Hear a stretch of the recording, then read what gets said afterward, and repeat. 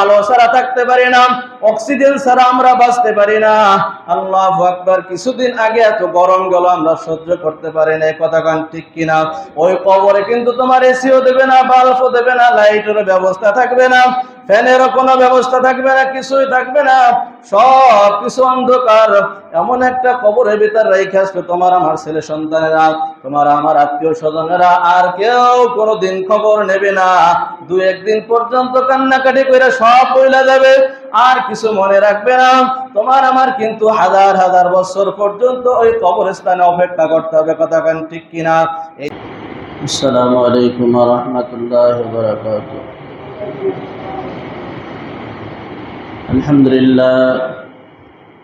আলহামদুলিল্লাহি ওয়া কাফা ওয়া সালামুন আলা ইবাদিহিল্লাযীনা ইসতাফা। আম্মা বা'দু ফাআউযু বিল্লাহি মিনাশ শাইতানির রাজীম। বিসমিল্লাহির রাহমানির রহিম। منها خلقناكم وفيها نعيدكم ومنها نخرجكم تارة أخرى.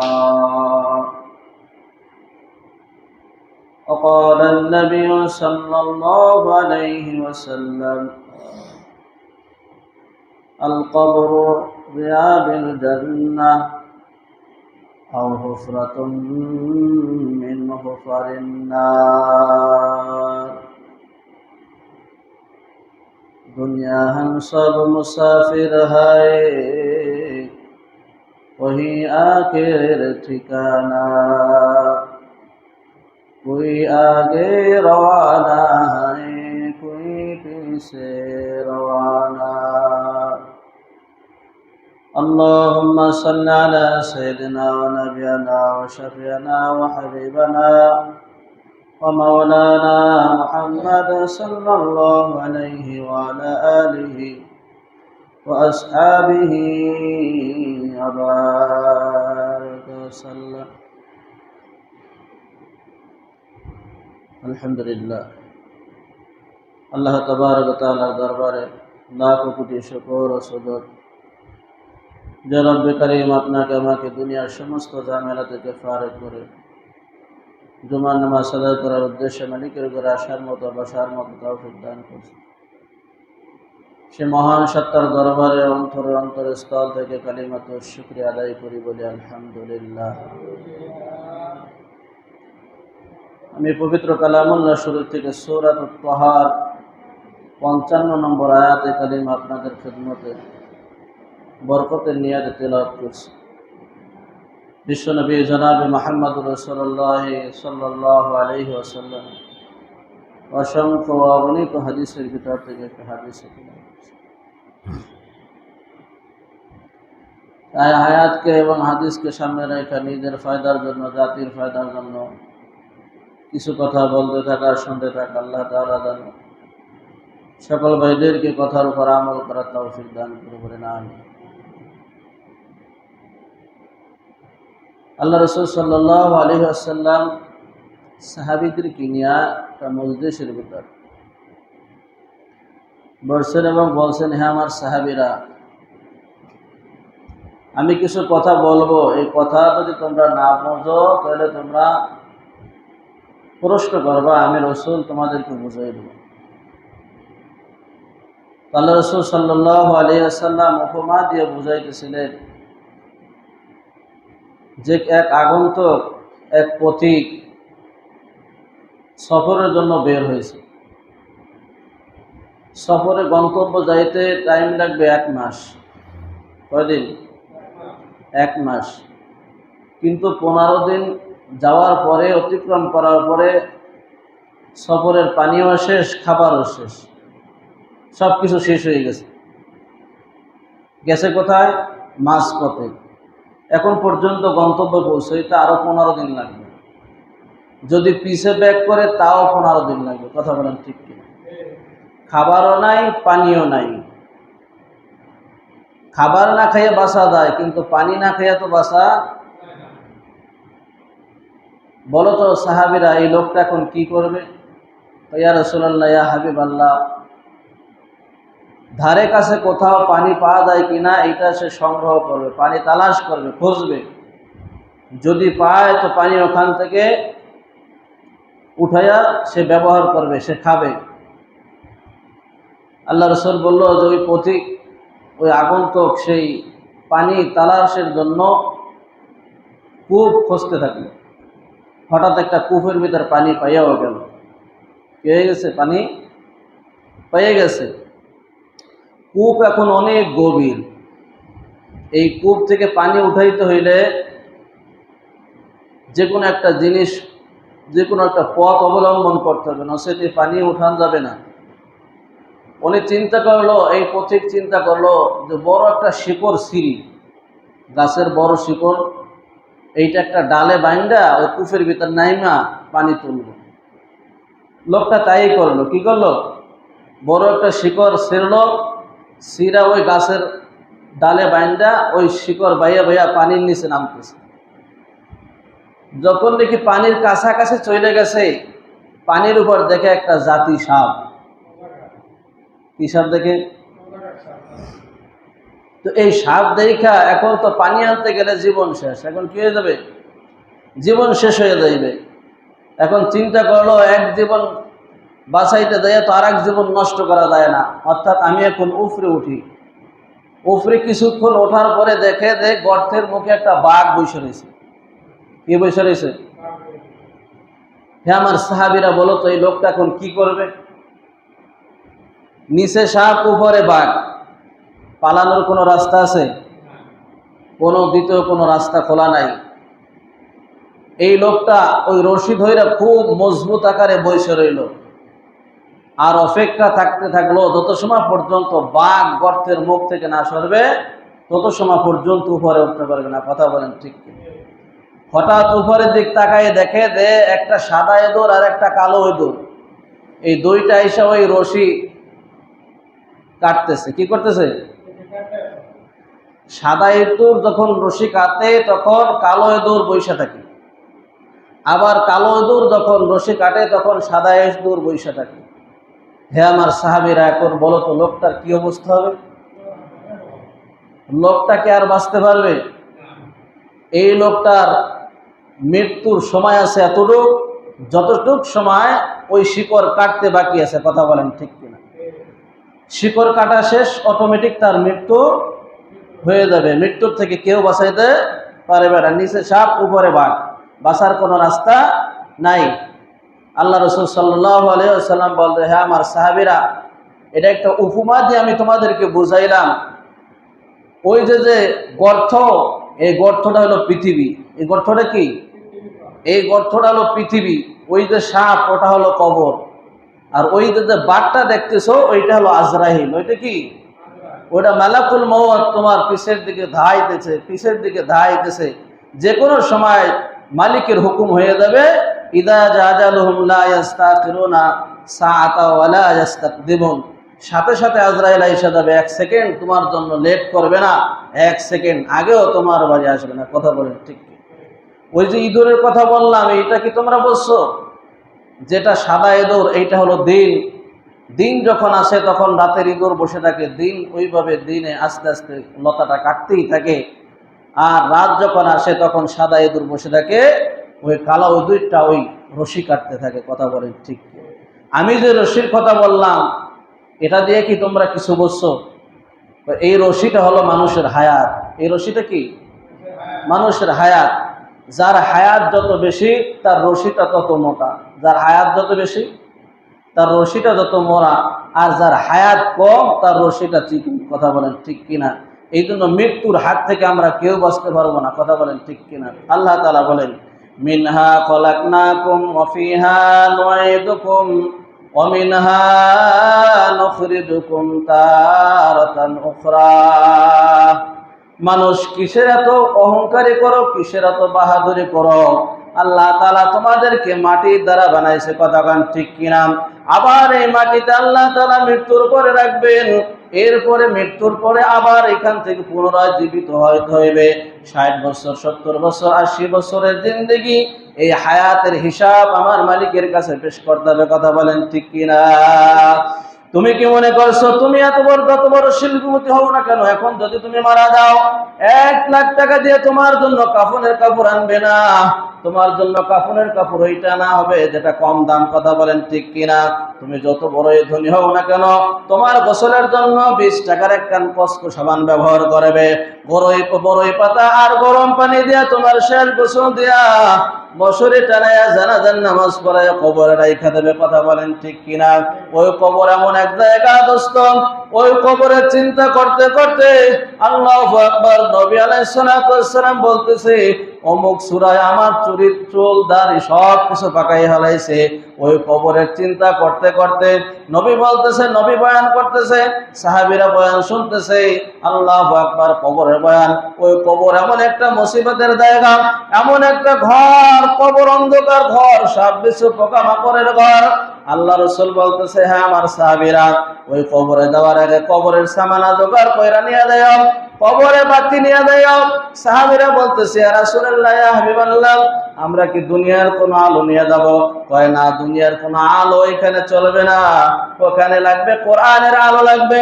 কোরআন এবং হাদিসের আলো নিয়ে কবরটারে আলোকিত করতে হবে। কথা বলেন ঠিক কিনা? আল্লাহ রাসূল বয়ান করতেছে, সাহাবীরা পাগল করা হয়ে গেছে। হযরত ওমর ফারুক রাদিয়াল্লাহু তাআলা আনহু আর মজলিসে থাকতে পারলেন না, দৌড়ে যে কবরস্থানে বেহুশ হয়ে পড়লেন আর কবর ধরে কান্নাকাটি করতেছেন। হে কবর, তুই প্রথম মুমিনের প্রথম ঘাঁটি, এই কবরে যে ব্যক্তি মাপ পাইয়া যাইবে সমস্ত ঘাঁটিগুলো তার জন্য আসান হয়ে যাবে। কথা কোন ঠিক কিনা? আবু বকর সিদ্দিক রাদিয়াল্লাহু তাআলা আনহু, আল্লাহু আকবার, জান্নাতের 8টা দরজা থেকে আবু বকরের জন্য ডাক করতে থাকবে, হ্যাঁ আবু বকর, তুমি আমার বিশারাতে আসো, আমার ভিতর ঢোকো। যার ভিতর ঢুকবে সেই জান্নাত দামি হয়ে যাইবে। আল্লাহু আকবার কাবীরা। এই আবু বকর জান্নাতের টিকিট পাইছে, জান্নাতের সার্টিফিকেট তার হাতে। এরপর মাঝে মাঝে বলে, আমি আবু বকর যদি মানুষ না হইয়া, আমি যদি একটা বকরি হইতাম, মানুষ আমাকে জবাই দিয়ে খাইয়া ফেলাইতো। আমি যদি একটা গাছ হইতাম, মানুষ আমাকে ফাড়াইয়া কাঠ বানাইয়া কাঠ ব্যবহার করতো, চকি পালন খাট ইত্যাদি বানাইতো, আমি কাজে লাইগা যাইতাম। কিন্তু আমি আল্লাহু আকবার, আমি আবু বকর, কিয়ামতের দিন মালিকের দরবারে আমার হিসাব দিতে হবে। আমি কি হিসাব দেব? আল্লাহু আকবার কাবীরা। ওসমান গনি রাদিয়াল্লাহু তাআলা আনহু, আল্লাহু আকবার, জান্নাত আর জাহান্নামের বয়ান শোনার পরে এতটা কাঁদতেন না যতটা তিনি কবর দেখা কাঁদতেন। কবর দেখা খাওয়ামাও করে ছোট বাচ্চার মতো চিৎকার করে কাঁদতে থাকতে। সাহাবীরা জিজ্ঞাসা করলো, ভাই আলী, তুমি কেন এরকম ভাবে কাঁদো? কান্দার কারণ কি? কয়, আমি নবীর কাছ থেকে শুনছি মুমিনের প্রথম ঘাঁটি হলো কবর। প্রথম ঘাঁটি কোথায়? কবর। যে ব্যক্তি কবরে মাপ পাইয়া যাইবে, ওই ব্যক্তি হাসরে মাপ পাইয়া যাইবে, ওই ব্যক্তি পুলসিরাতে মাপ পাইয়া যাইবে, ওই ব্যক্তির আমলনামা ডাইন হাতে পাইয়া যাইবে, ওই ব্যক্তি বিনা হিসাবে সে জান্নাতে যাইতে পারবে। বলেন আল্লাহু আকবার। এই জন্য আমি কবর দিয়ে আমি সহ্য করতে পারি না, কবর দেখা হাওমাও কইরা কান্দি। আল্লাহ রাসূল সাল্লাল্লাহু আলাইহি সাল্লাম সাহাবীদেরকে বলতেছে, আমার সাহাবীরা, ওই কবরে দেওয়ার আগে কবরের সামানা জোগাড় করে তুমি কবরে দাও, সাথে নিয়ে কবরে দাও। খবরদার বাতি না নিয়ে কবরে দাও না। দুনিয়ায় আল্লাহু আকবার আলো ছাড়া থাকতে পারি না, অক্সিজেন ছাড়া আমরা বাঁচতে পারি না। আল্লাহু আকবার, কিছুদিন আগে এত গরম গেল আমরা সহ্য করতে পারি না। কথা কান ঠিক কিনা?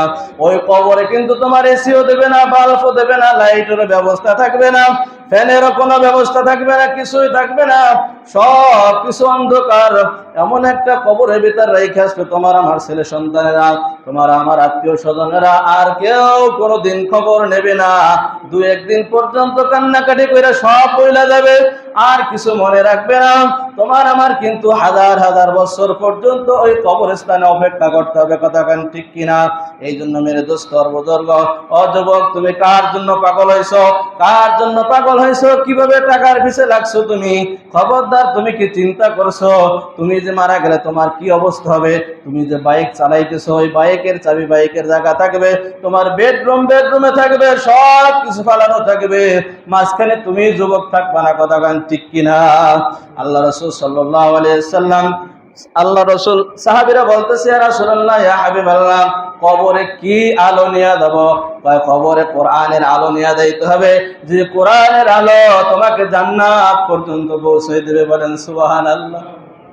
যেই ব্যক্তি হামিলে কোরআন হবে, সকাল বিকাল কোরআন তেলাওয়াত করবে, সব সময় সুযোগ পাইলে কোরআন তেলাওয়াত করবে, কোরআনের সাথে মহব্বত করবে, এই ব্যক্তির রূহ যখন কবজ হবে, আল্লাহু আকবার, ফেরেশতাকে ডাক দিয়ে আল্লাহ তাআলা ডাক দেবে, আজরাইল, মালাকুল মউত, অমুক ব্যক্তি হামিলে কোরআন ছিল, সে কোরআনকে মহব্বত করত আর কোরআনকে ভালোবাসতো, খবরদার খবরদার, আজরাইল তার জানটা খুব আসানের সহিত কবজ করবে, খবরদার। এই আমার মুমিন বান্দা যেন কোনো টের না পায়, খবরদার, এমন সুন্দরভাবে আসানের সহিত তার জানটা কবজ করবে, কারণ সে আল্লাহকে ভালোবাসছে, নবীকে ভালোবাসছে। একটা মুমিনের ভালোবাসা হবে আল্লাহর জন্য, একটা মুমিনের ভালোবাসা হবে নবীর জন্য। কথা বলেন ঠিক কিনা? আজকে মানুষ মানুষের জন্য ভালোবাসে, আজকে মানুষ মেসির জন্য পাগল হয়ে যায়। কোথায় কার মেসি? আর বাংলাদেশের সন্তান ওই কুলাঙ্গারের বাচ্চারা কয় মেসি আমার আব্বা। বলেন নাউজুবিল্লাহ। তো কোথায় খেলা হইতেছে, কোথায় মেসি? আর যে বিয়ার আগে দুইটা ফুটাই ফেলাইছে, তারে আবার কিভাবে বাবা স্বীকৃতি দেয়? এরা হলো বেঈমান। এরা কি? এরা বেঈমান। মেসির আব্বা কয় শানামাই আল্লাহু আকবার। আল্লাহ কি বলবো, ভাষা খুঁজে পাই না, এমন সব পোশাক গায়ে দিয়ে লাফালাফি আর ফালাফালি করে। কয় মেসি যদি 20টা বিয়া করে 21 নম্বর বউ হবো আমি। বলেন নাউজুবিল্লাহ। কয় মেসি আমার আব্বা। মেসির কি কয়? এটা কি ভালোবাসা হলো? বলেন, এই কি ভালোবাসা? এটা কোনো ভালোবাসা না দোস্ত। আবেগ কাজ করে, বিবেক কাজ করে না। কথা কান ঠিক কিনা? তোমার ভালোবাসা হবে একমাত্র আল্লাহর জন্য, তোমার ভালোবাসা হবে নবীর জন্য, কোরআনের জন্য, দ্বীনের জন্য। কোন নাস্তিকের জন্য তো মুমিনের ভালোবাসা হতে পারে না। দুনিয়ার বিনিময়ে কোনো ভালোবাসা বিক্রি হতে পারে না। কথা বলেন ঠিক কিনা? আমরা ভালোবাসবো একমাত্র কাকে? বলেন আল্লাহকে। আল্লাহর ভালোবাসা মহব্বত থাকবে।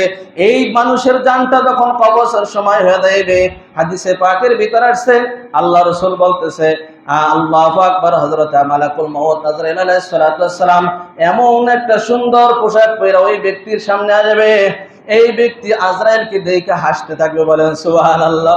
আল্লাহু আকবার। এত সুন্দর কাপড়, এত সুন্দর পোশাক, এত সুন্দর চেহারা, এই আজরাইলকে দেখার পরে হাসতে থাকবে আর বলতে থাকবে, আজরাইল ভাই তুমি আমার জন্য আসছো, আমার জানটা কবজ করো তাড়াতাড়ি। আল্লাহু আকবার। সে তো মুমিন, সে তো হামিলে কোরআন, কোরআনকে মহব্বত করছে, আল্লাহকে ভালোবাসছে, রাসূলের মহব্বত অন্তরের ভিতরে আছে। এই ব্যক্তির জানটা কিভাবে কবজ হবে? আল্লাহ তাআলা বলতেছে, আজরাইল যাও, জান্নাতের ভিতর যাও, একটা রুমাল নিয়ে যাও, আর একটা সুগন্ধি, একটা আতর ব্যবহার করো। এই আতরটা, এই রুমালটা একটু সুগন্ধি মাখায়া আমার মুমিন বান্দার নাকের কাছে রাখবা।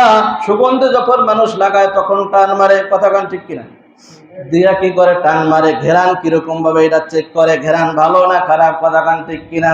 মুমিন বান্দা যখন ওই রুমাল নিয়ে আসবে আর ওই জান্নাত থেকে সুগন্ধি, এই ঘেরান পাওয়ার পরে যখন টান দেবে, অটোমেটিক আল্লাহু আকবার, এই ঘেরানটা ভিতরে চলে যাবে, হালকা একটা বাতাস হবে, এই বাতাসের সাথে তার রূহটা বের হয়ে যাবে।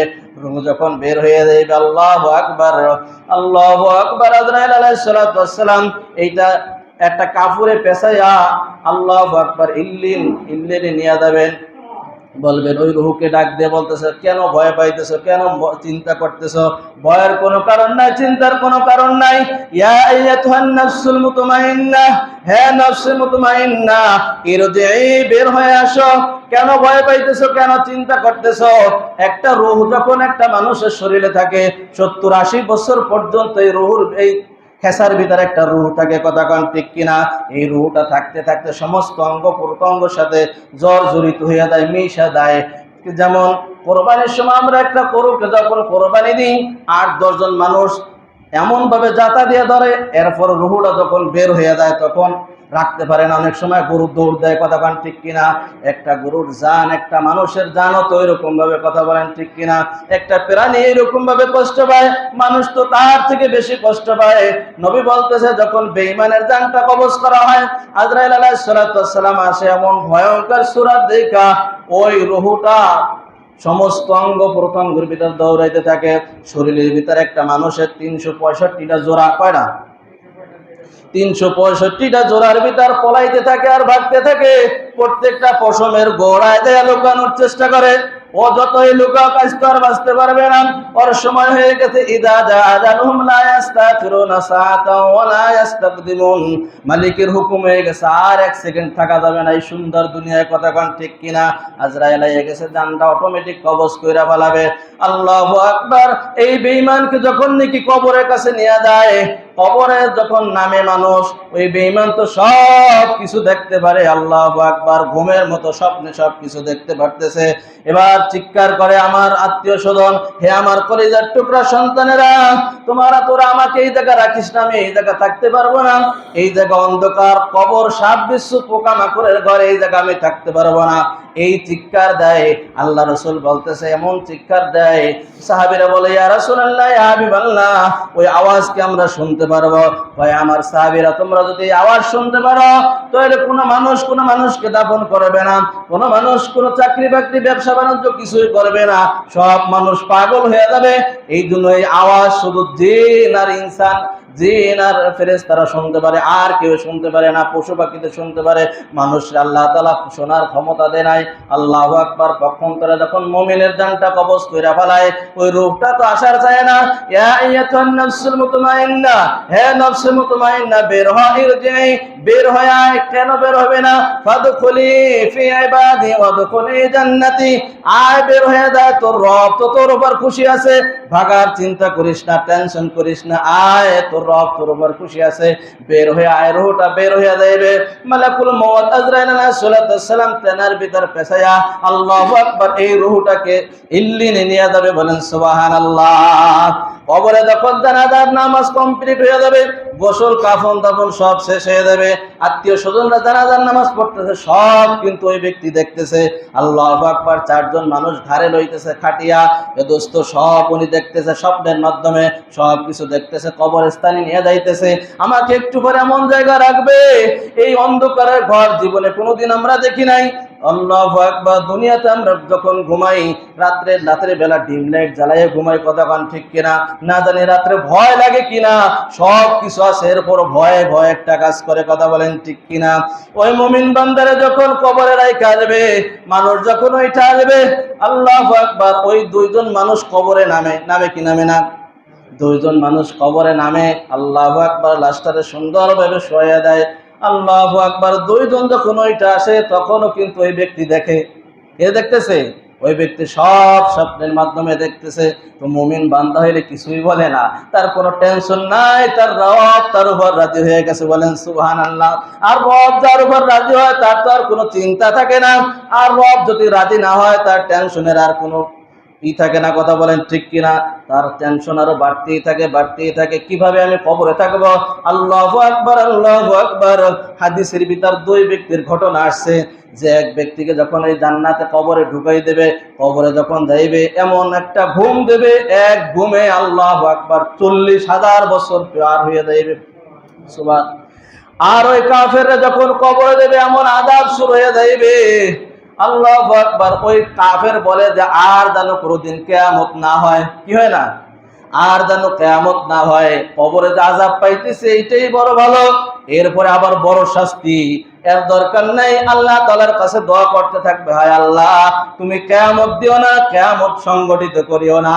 আর যে মুমিন ব্যক্তি, সে আল্লাহ তাআলার কাছে দোয়া করতে থাকবে, হায় আল্লাহ, যত তাড়াতাড়ি পারা যায় কিয়ামতের ব্যবস্থা কইরা ফেলাও, কারণ কিয়ামত হয়ে গেলে আমার হিসাব নিকাশ দিয়ে আমি জান্নাতে চলে যাব। কথা কান ঠিক কিনা? আমার সেই জান্নাতের বাড়ি সব আমি নাজ নেয়ামত সব কিছু ভোগ করতে থাকবো।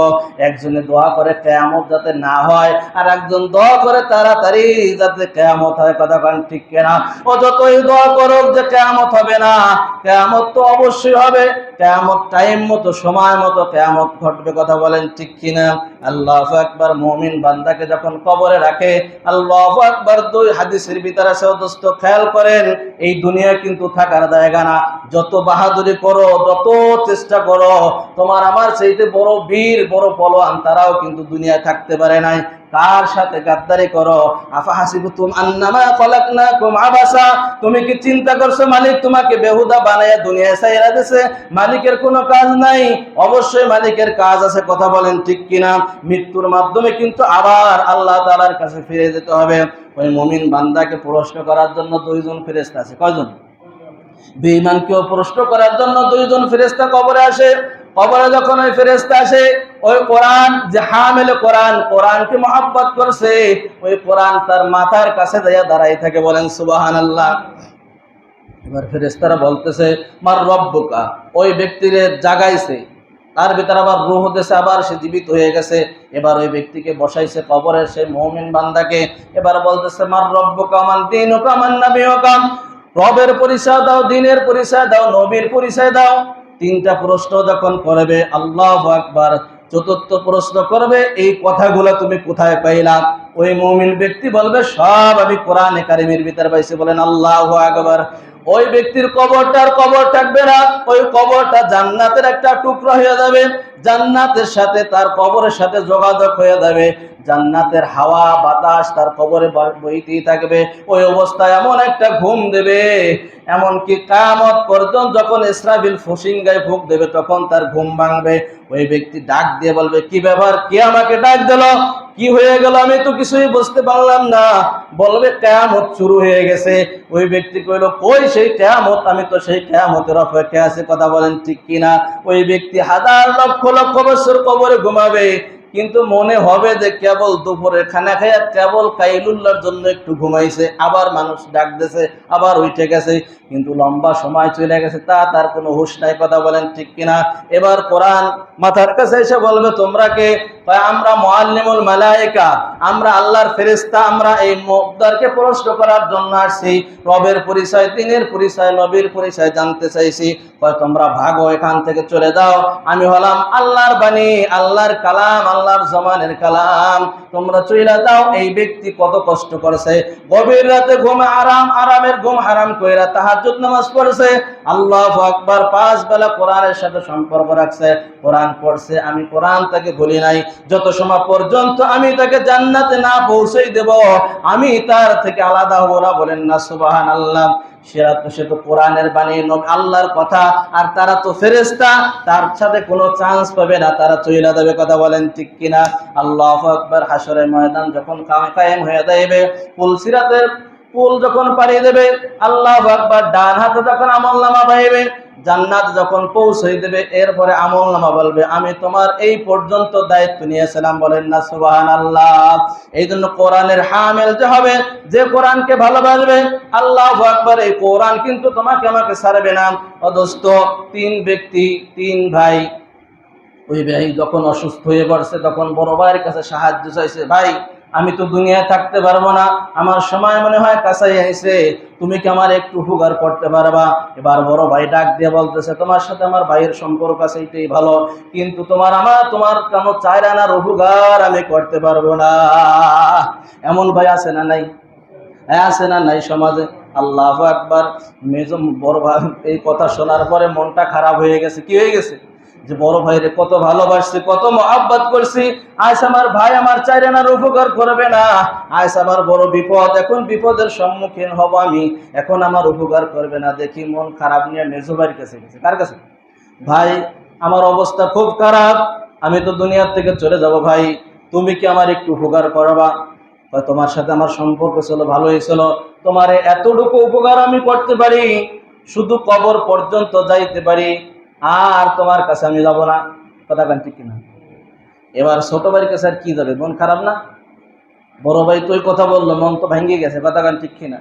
মেজো ভাই ওই কথা শুনে তাও একটু মন মোটামুটি ভালো আছে, তাই কত কবর পর্যন্ত যাবে। কবর পর্যন্ত যাবে। ছোট ভাইয়ের সাথে তো ভালো সম্পর্ক না, ভালো সম্পর্ক নাই, ভালো রিলেশন নাই। ছোট ভাইরে বলতো ভয় লাগে। কি লাগে? ভাই আমি তো দুনিয়ার থেকে চলে যাব, তুমি কি আমার উপকার করতে পারবা? ভাই আমি তোমার উপকার, তোমাকে জান্নাত পর্যন্ত আমি তোমার উপকার করব। বলেন সুবহানাল্লাহ।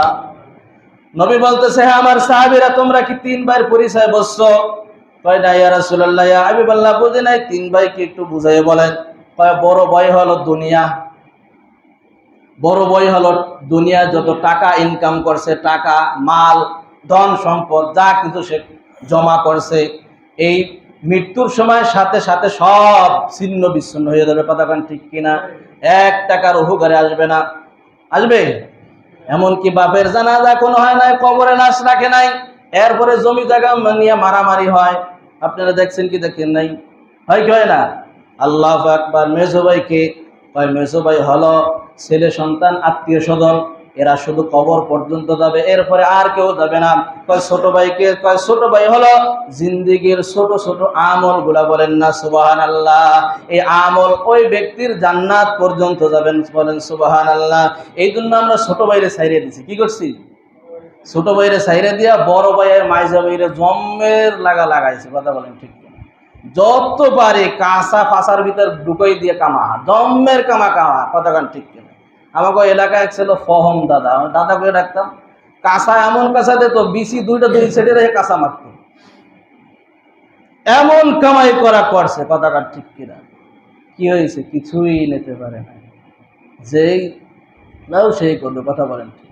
এই জন্য দুনিয়ার পিছে যত ব্যস্তেছ, এই যে 1 ওয়াক্ত নামাজ কাজা করতেছো, এই কৈফিয়ত তোমার সন্তান নেবে না, এই দায়িত্ব তোমার স্ত্রী বহন করবে না। কথা বলেন ঠিক কিনা?